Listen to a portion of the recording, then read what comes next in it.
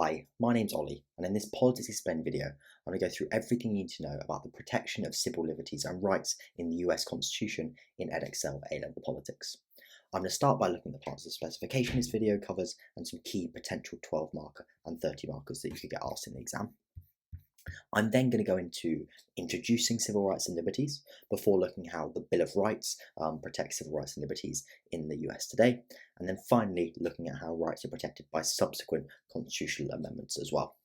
The PDF you can see on your screen is part of an updated US textbook on Edexcel A-Level Politics that you can find on the Politics Explained website. We can also find loads of other resources to help in your Politics A-Level, including essay plans and detailed notes, and a place to sign up for tutoring if that's something you'd be interested in. Without further ado, let's get into it. So starting off with the parts of the specification this lesson covers. So this is the fourth video of 6 on the US Supreme Court and civil rights topic that are going to come out on the Politics Explained YouTube channel. And it's in 4.3, the protection of civil liberties and rights in the US today. And it looks at the rights protected by the Constitution and by the Bill of Rights and subsequent constitutional amendments. So crucially, it's looking at how the Constitution protects rights. You can use it in relation to a lot of the 12 markers comparing rights protection in the UK and the US. You also very much bring it into question 12 markers on the Constitution and comparing the constitutions in the US and the UK. And you can also bring it into a lot of these 30 markers. For example, the argument that kind of comparing how well the Supreme Court protects rights compared to the Constitution, for example. Or kind of how effectively overall civil and constitutional rights are protected in the US, and how measures to promote equality in the US have been effective. As well as a lot of other questions that you'll be able to bring it in, including on the Constitution, some cross-cutting questions, so it's a really important part of the course. But yeah, starting off with an introduction to civil rights and liberties. So what are civil liberties? So civil liberties are fundamental freedoms protected from infringement by the government or other entities. They're rooted in the Bill of Rights and the Constitution, including freedoms like speech, assembly, religion and the press, as well as the rights to a fair trial, privacy, and from unreasonable searches and seizures. Civil liberties are primarily concerned with limiting the government's power over individuals and ensuring freedom from government intervention in the expression of one's thoughts, movements, and basic dignity.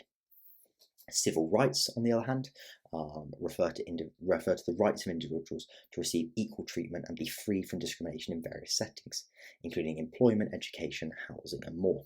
And these rights are established and protected by laws at the federal, state, and local levels, such as the Civil Rights Act of 1964 and the Americans with Disabilities Act. Civil rights focus on the right to be free from unequal treatment based on certain protected characteristics, such as race, gender, disability, religion, and other attributes. And the key difference is that civil liberties are about freedoms, while civil rights are about rights too. That should be 2 O's there at the bottom. So yeah, as I've kind of explained, the key difference is that civil liberties generally focus on the freedoms that individuals have from interference, emphasising personal freedoms and autonomy, while civil rights centre on the right to be treated as equals in various aspects of life, aiming to create a more equitable society, addressing discrimination and promoting inclusivity. The below notes and the rest of the video, we're going to have a look at a range of different amendments that protect civil rights and liberties. Don't get stressed, you don't need to know all of them in detail for the exam, but I'd recommend knowing 4 to 5 that you can use as examples in your essays and in your 12 markers. So we're going to first have a look at the Bill of Rights. We're not going to look at all of the amendments in the Bill of Rights, but just some of the most important ones and the most high profile ones. And the first of these is the First Amendment. So first looking at how it is in the Constitution. So the First Amendment is one of the foundational principles of American freedom and democracy adopted as part of the Bill of Rights in 1791. It protects several basic freedoms, including freedom of religion, speech, press, assembly, and the right to petition the government. So the Freedom of Religion Clause prohibits the establishment of a national religion by Congress or the preference of one religion over another, ensuring the free exercise of religion. Freedom of speech and press guarantees individuals' rights to express themselves without government restraint, and the right to assemble allows people to gather for peaceful protests and events, and the right to petition the government ensures that citizens can make their grievances known and demand remedial action. In terms of its application in court cases, over the years, numerous Supreme Court cases have shaped and affirmed the protections offered by the First Amendment. In cases regarding freedom of speech, the court has tackled issues from obscenity and libel to symbolic speech and campaign finance. So Texas v. Johnson affirmed the right to symbolic speech by protecting the act of flag desecration, so burning the US flag under the First Amendment. And a really key court case, Citizens United versus Federal Election Commission in 2010, dramatically affected the landscape of political spending and campaign finance in the US by ruling that the government cannot limit corporate funding of independent political broadcasts. The realm of religious freedom has also been significantly shaped by Supreme Court rulings, ensuring that individuals' rights to exercise their religion are protected whilst maintaining a separation of church and state. And in the 2018 case of Masterpiece Cake Shop versus Colorado Civil Rights Commission, the Supreme Court ruled in favour of a baker who refused to create a wedding cake for a same-sex couple, citing his religious beliefs. This highlights the tension between anti-discrimination laws and freedom of religion, particularly in the context of same-sex marriage, but clearly shows how the Supreme Court has upheld through the First Amendment and the Constitution, prioritises freedom of religion in this case. Next key amendment that you definitely will have heard of is the Second Amendment, adopted as part of the Bill of Rights, and it reads, "A well-regulated militia, being necessary to the security of a free state, the right of the people to keep and bear arms shall not be infringed." This amendment has been the subject of intense debate over its interpretation, crucially whether it protects an individual's right to own and carry firearms, or if it is only tied to the collective need for a well-regulated militia. The interpretation of the Second Amendment has evolved significantly through Supreme Court rulings, so landmark decisions in the 21st century have clarified its meaning and application. District of Columbia v. Heller was a pivotal case where the court held that the Second Amendment protects an individual's right to possess a firearm, unconnected with service in a militia, and to use that firearm for traditionally lawful purposes such as self-defense within the home. And this was a major shift towards an individual rights interpretation of the amendment. And in another significant case, McDonald versus City of Chicago, this expanded Heller by incorporating the Second Amendment right, recognizing Heller to the states through the 14th Amendment. And this meant that the right to keep and bear arms for self-defense was applicable not only at the federal level, but also at the state level, preventing states and localities from imposing prohibitions similar to the DC law struck down in Heller. So it kind of really shows how an individual right has been protected by the Constitution and kind of been extended through interpretation by a conservative court to protect an individual right to own a gun, rather than just connecting it to a well-regulated militia. And you can see from the text here of the Second Amendment how there is significant debate over how that should be interpreted. The Fourth Amendment is a key component in safeguarding individual privacy and ensuring lawful law enforcement practices. Adopted as part of the Bill of Rights in 1791, it protects citizens from unreasonable searches and seizures by the government. The amendment mandates that warrants which must be issued by a judge or magistrate are supported by probable cause and specify the place to be searched and the persons or things to be seized. And it upholds the balance between individual rights to privacy and the state's need to enforce the law. The interpretation of the Fourth Amendment has been extensively shaped by Supreme Court rulings, particularly in response to changing technology and societal norms. Key cases include Katz v. United States, which established the principle that the Fourth Amendment protects people, not just places, by recognising a reasonable expectation of privacy. And this extended the Fourth Amendment protections to include wiretapping and electronic eavesdropping. So it shows this kind of how it's been adapted, but the interpretation has been adapted by the Supreme Court to adapt to new technology and continue to protect the rights of US citizens in this context. More recently, in Riley v. California, the Supreme Court unanimously held that the warrantless search and seizure of digital content of a cell phone was unconstitutional, violating the Fourth Amendment. So effectively, advocates for warrantless search argued that they were necessary for officer safety and to prevent destruction of evidence, similar to the searches of physical items, and they sought to define kind of phones as physical items. But opponents contended that cell phones, given their kind of mass storage of personal information, merit greater privacy protections than just the kind of protections for physical items. And the court, emphasising the privacy concerns associated with modern digital data, ruled that the immense storage capacity and personal nature of data on cell phones required the police to obtain a warrant before conducting a search, establishing a significant digital privacy precedent under the Fourth Amendment. The next key amendment we're going to have a look at in the Bill of Rights is the Sixth Amendment, which is a cornerstone of the criminal justice system, ensuring fair trial rights for the accused. It guarantees several fundamental protections, including the right to a speedy and public trial, the right to an impartial judiciary, the right to be informed of the nature and cause of the accusation, the right to confront witnesses, the right to compulsory process for obtaining witnesses, and the right to the assistance of counsel for the defence, so your kind of right to have a lawyer. These provisions collectively ensure that individuals facing criminal prosecution can effectively defend themselves in a court of law, embodying the principles of due process and justice. And it's been the focal point for numerous significant Supreme Court decisions that have sought to ensure fairness and integrity within the criminal justice system. Landmark cases like Gideon v. Wainwright expanded the interpretation of the amendment, holding that states are required to provide counsel in criminal cases for defendants unable to afford their own attorneys, thereby reinforcing the right to counsel and the right to a fair trial. Another pivotal case in 1986 in Baston v. Kentucky addressed the amendment provision for an impartial jury, ruling that the exclusion of jurors based on race violates a defendant's right to a jury trial and equal protection under the law. The final two we're going to have a look at in the Bill of Rights are the 8th Amendment and the 10th Amendment. So the 8th Amendment addresses the rights of individuals within the criminal justice system.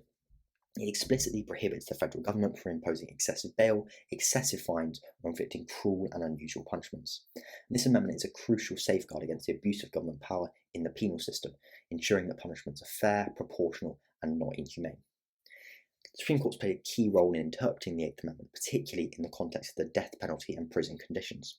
In cases like Furman v. Georgia, the court temporarily halted capital punishment across the United States, citing concerns about its arbitrary and discriminatory application. But later, in Gregg v. Georgia, the court reinstated the death penalty under specific procedural safeguards, judging that it doesn't constitute cruel or unusual punishment when it's safeguarded in these ways. The 10th Amendment is a statement of federalism and a key protection of state sovereignty in the Constitution.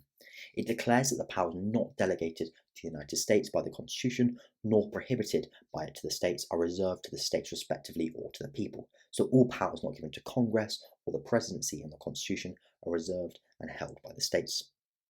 And this essentially reinforces the principle that the federal government is one of limited powers, with the remaining powers retained by the states or the people, underpinning, and this kind of underpins the decentralized structure of governance in the United States and the significant power and sovereignty of states and the people.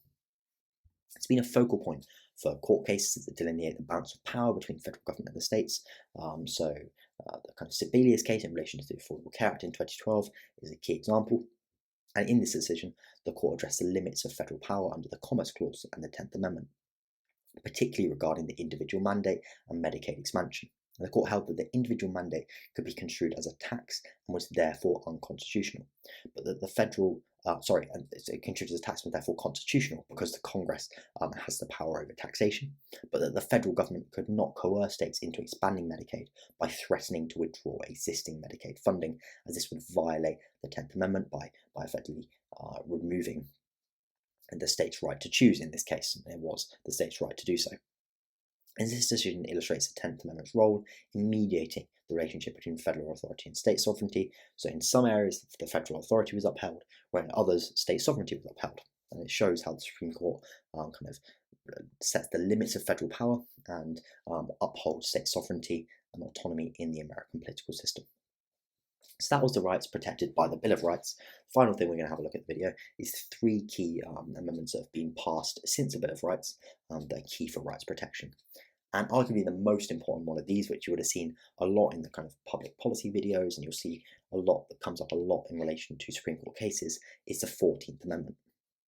Adopted in 1868, it's one of the most significant and far-reaching amendments central to the protection of civil rights in the US.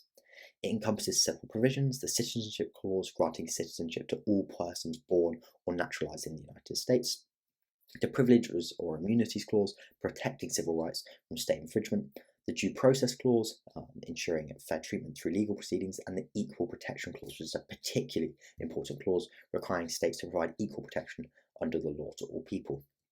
And this was one of the key kind of civil rights amendments. These clauses collectively have been instrumental in shaping American law and society, particularly in terms of defining citizenship, extending civil liberties, and promoting equality. It's been the foundation for many landmark Supreme Court decisions. So in Brown v. Board of Education, the court used the Equal Protection Clause to strike down racial segregation in public schools.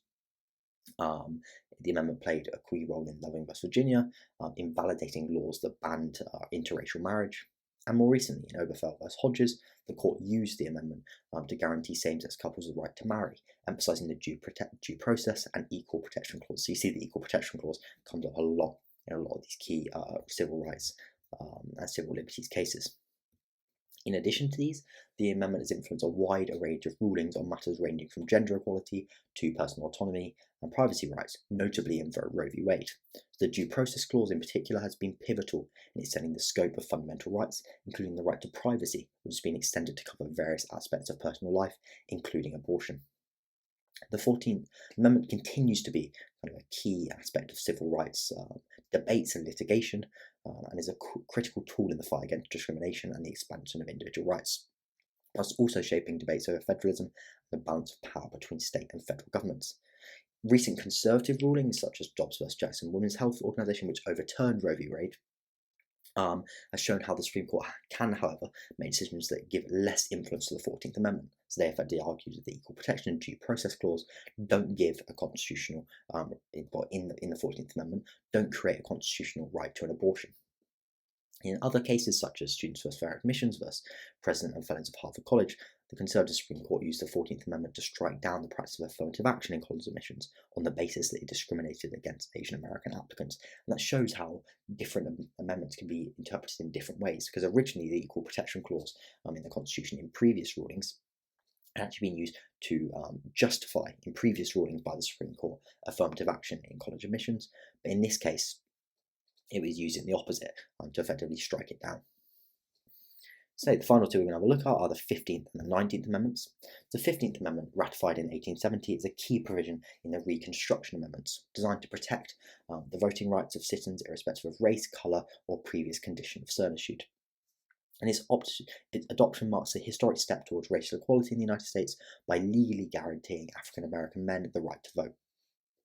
The amendment's straightforward language aimed to eradicate racial barriers to voting that have been prevalent, especially in the southern states following the Civil War. The effectiveness of the 15th Amendment in ensuring racial equality and voting rights was initially undermined by various state laws and practices, such as literacy tests, poll taxes, and other mechanisms specifically designed to circumvent the amendment and disenfranchise African American voters. But a significant advancement in enforcing the 15th Amendment came with the Voting Rights Act of 1965, which provided strong federal oversight and enforcement mechanisms to protect the right to vote, particularly in regions with a history of racial discrimination in voting.